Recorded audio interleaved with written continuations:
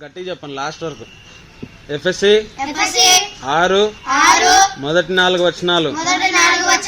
పిల్లలారా ప్రభువునందు మీ తల్లిదండ్రులకు విధేయులయుండుడి, ఇది ధర్మమే.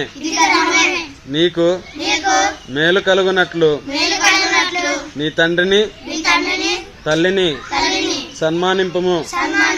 అప్పుడు నీవు భూమి మీద దీర్ఘాయుష్మంతుడవు అగుదువు. ఇది వాగ్దానంతో కూడిన ఆజ్ఞలలో మొదటిది.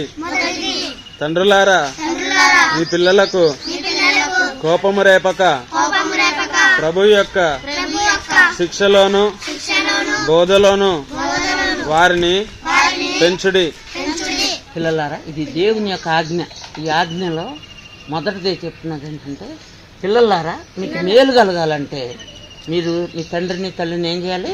సన్మానించాలి. తల్లిదండ్రులు చెప్తున్న మాటలు మీరు ఖచ్చితంగా వినాలి, పాటించాలి, చెయ్యాలి, విసుక్కోకూడదు. సాధ్యమైనంత చేయాలి, సాధ్యమైనంతే చెప్తారు తల్లిదండ్రులు. తల్లిదండ్రుల మాట వినాలి, చక్కగా స్కూల్కి వెళ్ళాలి, బాగా చదువుకోవాలి, దేవుని ఎందు భయభక్తులు కలిగి ఉండాలి, అల్లరి పనులు చిల్లర పనులు మానేయాలి, దేవుడికి సమీపంగా జీవించాలి.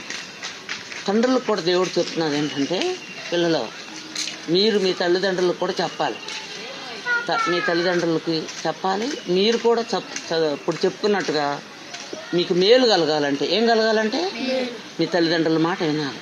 తల్లిదండ్రులు ఏం చేయాలని రాయబడిందంటే దీంట్లో, పిల్లలకు కోపం రేపక ప్రభు యొక్క శిక్షలో, ఎవరి శిక్షలో?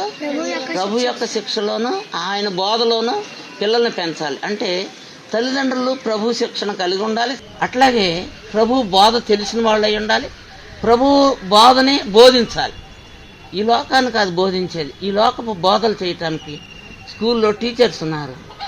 ఇంకా పాపం నేర్పడానికి లోకంలో పాప పనులు ఎన్నో నేర్పేటటువంటి పోరంబోకులు చాలామంది ఉన్నారు. కాబట్టి తల్లిదండ్రులు అయినటువంటి వాళ్ళు నేర్చుకోవాల్సింది ఏంటంటే, వాళ్ళు ప్రభు యొక్క శిక్షణ పొంది ఉండాలి.